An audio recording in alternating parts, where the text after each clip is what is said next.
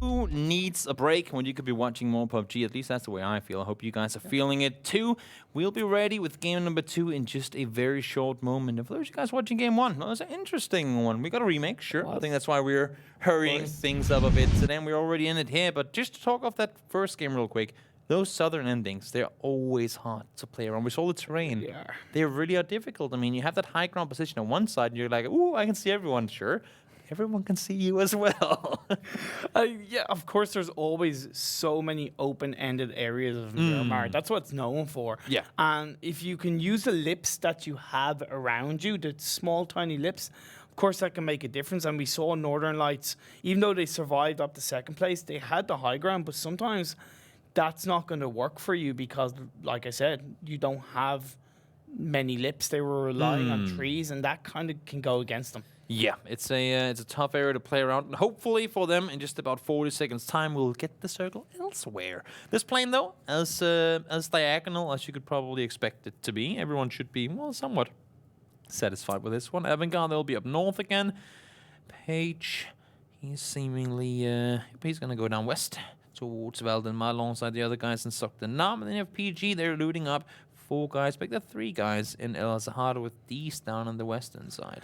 Yeah, and of course, small, tiny apologies for getting some of the names wrong. No, just because Toby on the short break is kind of okay. Look, just these players' names you're kind of butchering, mate. And I was like, yeah, okay. You know what? You know what? The only reason I know them now is because I was butchering them even more than you have ever done. So do not worry. I only learned it by messing them up. Of course. So so do not have any worries in that regard whatsoever. Circle though, different. Yay, variation. We love to see it.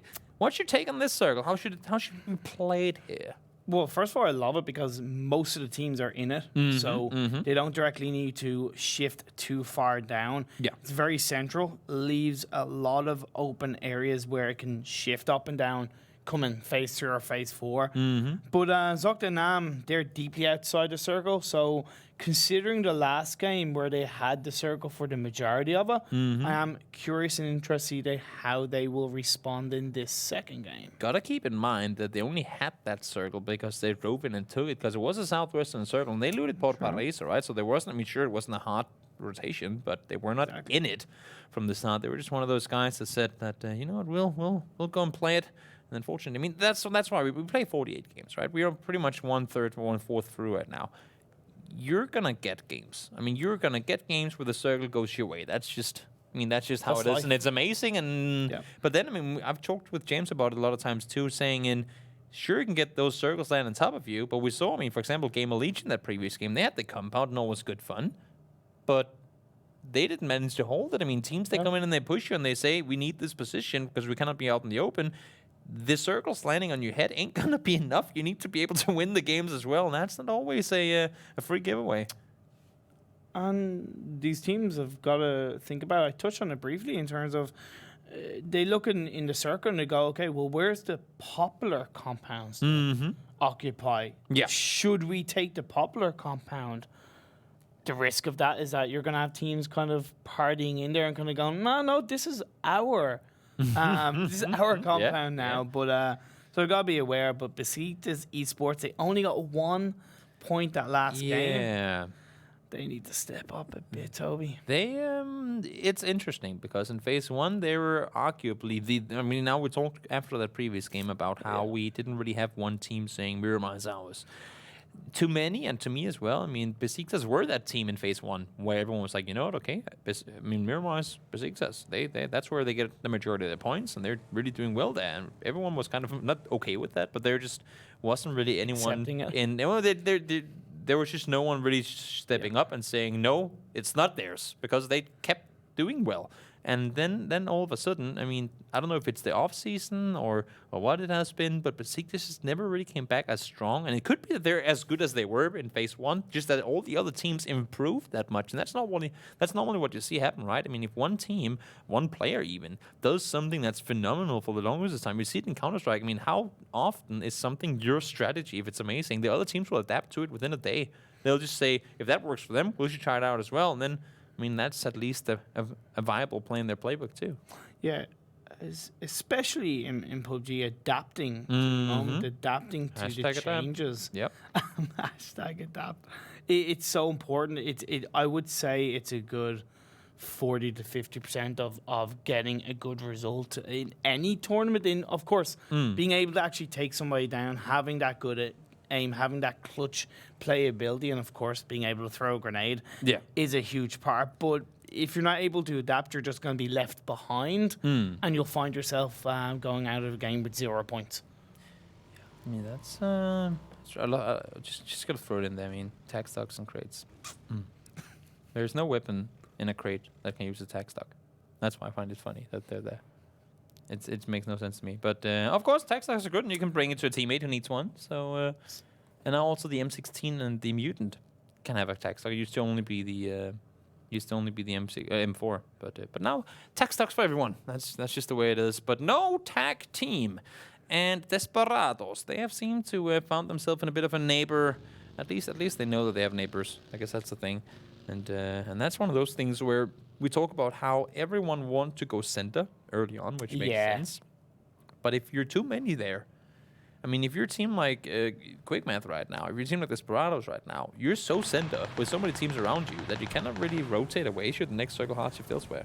Like, if you look at the where they're viewing, all we see is them kind of just looking around in circles because they don't really know where the shots are coming from. Very limited info. But Besiktas now seems to me like Luxy might want to reconsider. Also say that's a good headshot.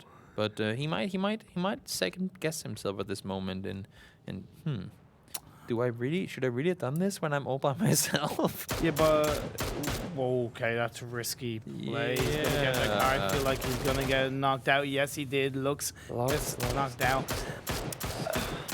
I think he should have just have looked to run away rather than getting in the that's car. what I'm saying, because his teammates were nowhere near him. But he started spraying. Of course, these was in a not that quickly moving vehicle, so it might have been one of those could have been, would have been, should have been good kills. But well, I mean, it ended up being him going down, and that's again one of those. Sure, could have had that kill early on, but there could also have been 3 other guys in the team just waiting to roll up on me, and you always gotta question whether it's worth it or not. I do like what Tornado Esports are doing right now. They're rotating very effectively from it was around the west side that they landed, and they're moving down to the southwest. There's no team around them for now. And it's going to give them a good couple of compounds to move around, and they're deep within the circle, but not too much. Yeah, I mean, Tornado Energy, they're clearly one of those teams that are wise about their rotations, and when we say that, but last game they got completely slaughtered by We Need a Home. But that's one of those that's why one of those times where you think you have got it figured out as far as to how teams rotate and where they'll be when, and then clearly that was just an error on their part. Maybe they should have scouted a bit more, or maybe they were just not at all anticipating We Need a Home to be down there so quickly. Of course, and in this situation, they don't see the perspective that we see. Oh, yeah. But open cheating. They will have in some way. Okay. That's not what I was insinuating. No, but, so that would be cheating if they could see what we could see. Yeah, of course. That would be interesting. But they will have at least, I feel, in some way have seen some bodies running around, possibly have heard a couple of distant shots fired that will have given them an indication that they're safe where they are for now. Yeah, and I think that's why we don't see them rotate any further, because they are already now realizing that, center is taken, we rotated late out of El Pozo, and there's no reason for us to try and contest something that might not even be worth fighting for when we see that next circle pop. So we'll just stay edge now, we'll see that next circle shift, and then we know that, at least for now and for the first couple of seconds when that new circle pops, we'll have the entire edge to rotate on because everyone's in the center. You can pretty much draw like a donut around the edge and see there's only really one team. You see now the circle. Okay, so it does center up, but I would assume for now, Tornado Energy, go all the way back that you came from, over Power Grid coming from the north. That to me would be the play to make. Or just full speed centered through Picado. And look at 4AK, they could easily rotate up to San Martin and have that all by themselves. Yeah. We Need a Home, have a bit of space as well. They are on top of that mountain. They could come close to 4AK, of course, in the next couple of minutes. But right now, look at the shots being fired. The rate of play now from especially the side of Winside. Yep. Yeah. Enough is not having an easy time whatsoever. Fortunately, the bullets are indeed blanks. At least it seems that way on our screens, because they aren't really connecting. So he'll live with a bit of PTSD, and then hopefully he'll get to rotate somewhere from that check. I think we've all fired blanks every. What do you mean? Once or 100% hit rate. What do you mean? I don't know who you're referring to there, Mr. Comac. Are you trying to tell the chat and the viewers that I'm not perfect in my aim when it comes Maybe to we're PUBG? talking about Banks. Oh yeah. He's not here, Good so save, it's okay. good save. It's Banks. Of course, Banks. we're referring to Banks. Absolutely love you, Banks. That's a big love for you out there. Get some hashtag Banks in the chat. But yeah, this game is continue on. We do see 4 AK. They rotated not too far, but enough where they've just got a nice safe position. As I point out, they've moved a little bit closer to San Martin, but they still have We Need a Home quite close to them. Yeah, they probably could have opted for something more center, but I think what they're doing right now is prioritizing the high ground and the kind of overview position from which they can get themselves some more info. Because if you sit up in Hacienda, it's limited what info you can really get down south as to like compounds and which positions you can play from. Because if you're constantly in the quiet side of the circle, you won't hear those shots fired, you won't see all those vehicles rotating, and honestly, I mean, you're going to be rotating in blind should that circle shift away from you. So smart for them to keep that high ground position and get a good bird's eye view on what's going on around them. Yeah, I do think Buster from Se7en Esports, he's a little bit far away from the rest of his team. You see PG18, 2 members looking to shut him down. Could be a kill on the side of PG18. I think PG, they probably got themselves a pretty like their task right now is let's kill these 7 esports players, and then we'll take the next circle as it comes, because they're in a pretty smart 2-2 split where they can have 2 guys holding the edge and decent nail ups. They can sit a little further in field, I should say, and further inside the circle and play it smart from there. Yeah, they have a bit of the higher ground. What I am kind of a little bit surprised as we're seeing a bit more knockdowns now coming out as Perfect 1K does knock it down Tommel. But with all the kind of teams coming close together that we saw in the earlier circles, that we still have 63 players alive. Yeah. It felt like we were a bit further into the game. I kind of looked at the timer going, okay, we're only 12 minutes in. Because all those teams were together, but no casualties other than that one that came out early on. Yeah, there are a lot of very open and deserted areas in the map. You can see it right here as well, Buster. This whole area to his west, not exactly somewhere you want to find yourself at any point of the game, unless if it's with 0 teams or 1 team remaining and you have 1.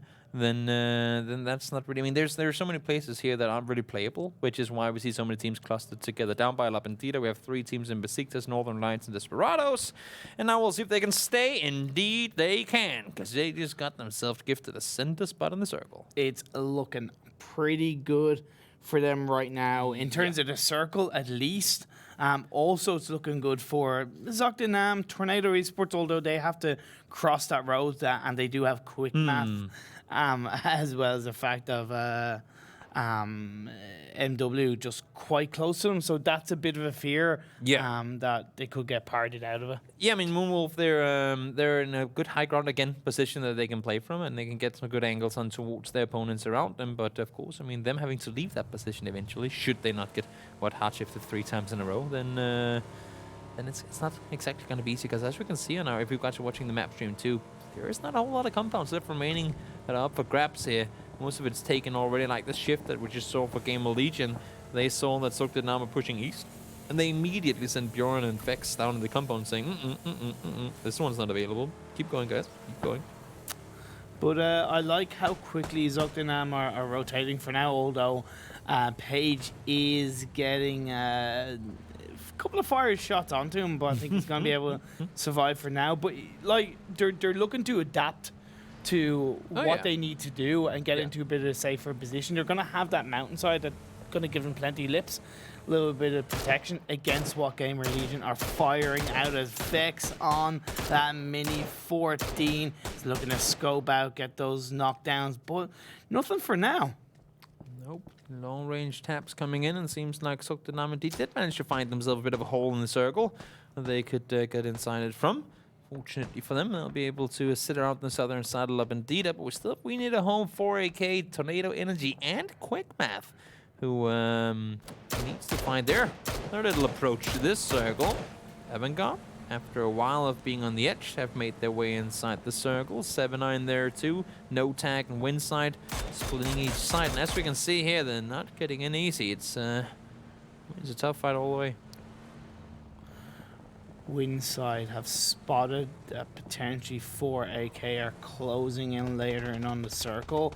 4AK have kind of looked to disengage most of their players from the vehicles because they know that there's a chance Riddle Esports are spotting them from a distance, but they're looking to get onto Quickmath also. I mean, the fact that we had I believe it was 19 players alive at 20 minutes last game. Yeah. And now we have only lost 2, and we're 15 minutes into this one. I mean, this is going to be chaotic. Once this next circle shifts, they can just, I mean, mathematically, there's not going to be room for everyone in the next circle. So believe me, it's going to be one big cluster. And the worst thing is that you cannot, it's not like a team thing or like a city thing where you can just fight for positions. This is just going to be you running in the open, trying to fight 3 teams in the same time and having 4 other teams shoot at you as you rotate. La Bandida, of all places, is where all these teams in the northern and the western side will have to go. Zoekt Een Naam, once again. Yeah, under pressure. They're under pressure, but once again, they find the circle in their favor. True. Where they don't have to take pressure from the opposite side from behind them. They don't have to worry from a certain angular perspective. You say and they have that. the circle. Yeah. Okay. I mean, I'm looking at Gamerlegion, and I'm thinking, where are you guys rotated? Because there's only so much room for grabs in this circle, and you at some point you just have to. I mean, when you hit circle 4, circle 5, and this one too, it's just you have to expect fights to happen. I mean, you cannot go an entire game and say, "Oh, if we just avoid fights." I mean, you have to get those guns up and be ready with your trigger at some point. And I think Gamerlegion, they have to. I'm not seeing where they can rotate other than down towards Zoekt Een Naam. They can't really for now, as these teams, they're still taking shots. The circle's going to be closing in. That blue zone's going to start doing a decent bit of damage. So teams have got to start making decisions because when you look at it, you've got about 6 or 7 teams that are taking shots at each other outside of it. They're on the west side of the circle, right? And that's a death sentence. I mean, they're fighting each other right now. The circle's approaching. They're not getting any spots inside the new circle, and what is in there is already taken. So however many people they lose now is going to be them going into yet another fight once that initial one is done and dusted. Se7en throwing nades up towards Frank. None of them really hitting the target as for right now. Of course, both Avangar and Se7en in the circle, but all these guys, well, they're not.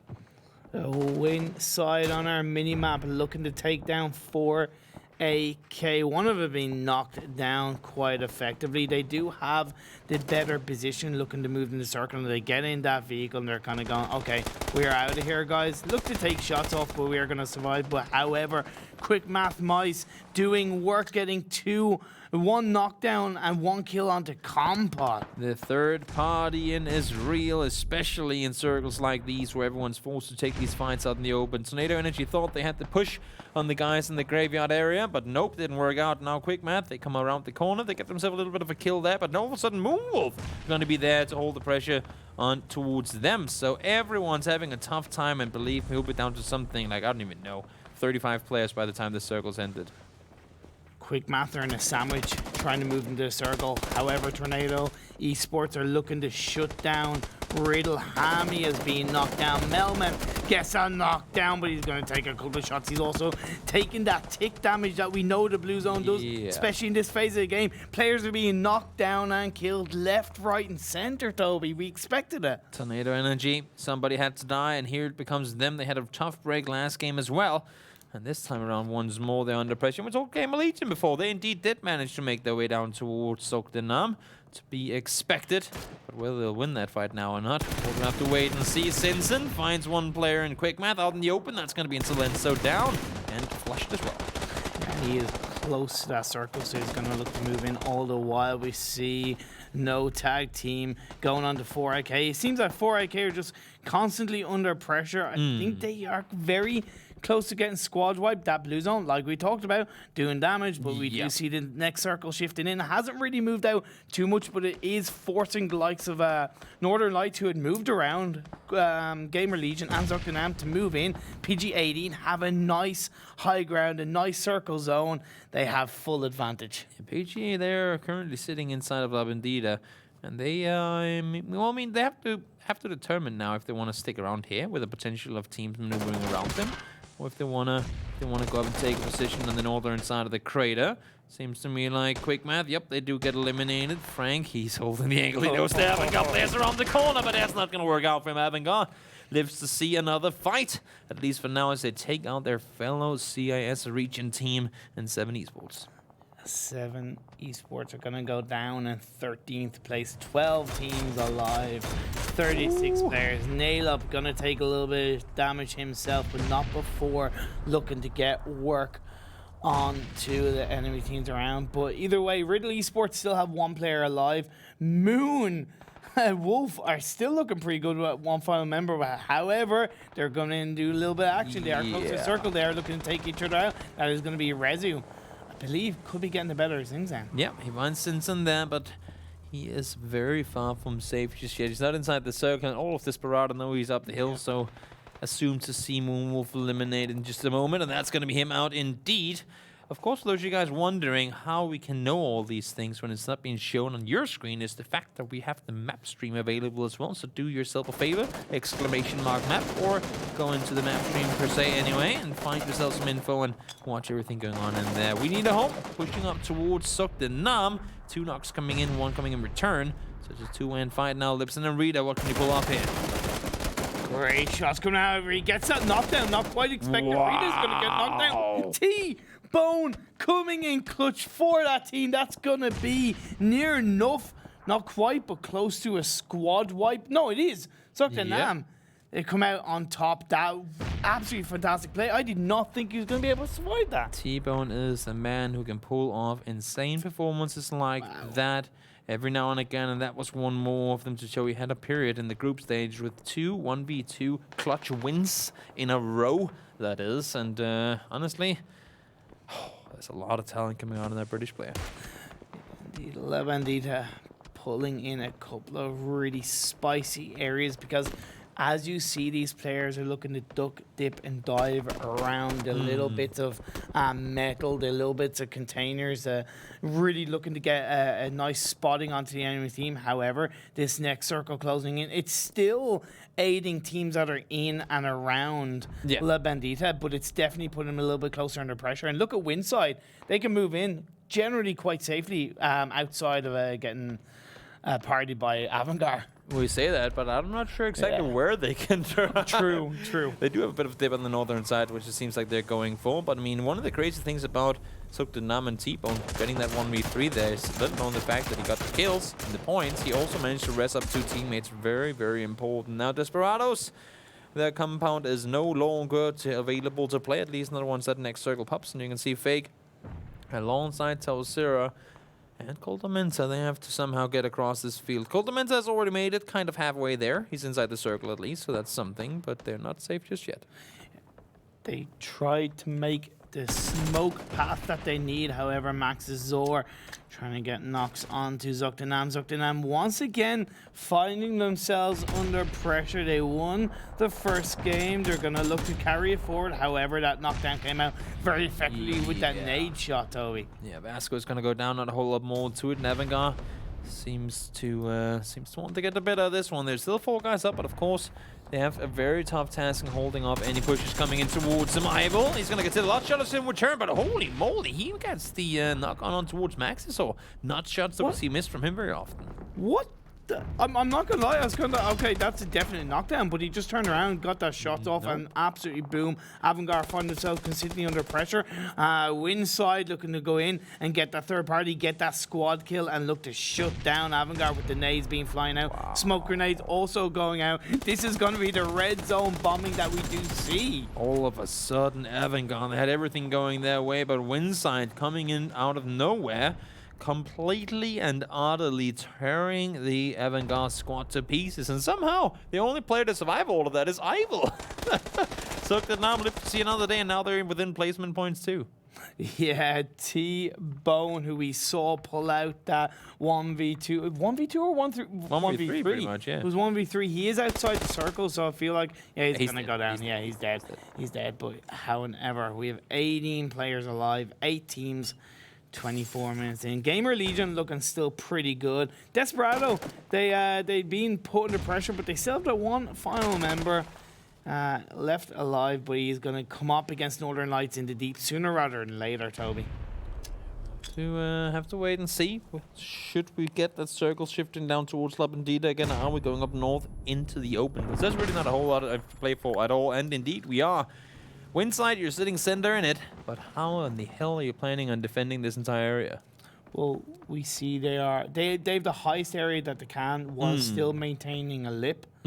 As we do see, although that one final member of Zoekt Een Naam, Ivel, is going to do his best to get that 1v4 situation for a side, presuming he survives. But right now, Winside, they look really strong. The final teams have to move in. Besiktas looking the closest. They have a nice compound area. However, PG80 Nemarath looking to really push his way up, getting those painkillers off so he can survive as long as possible. They going to look to return fire onto the boom.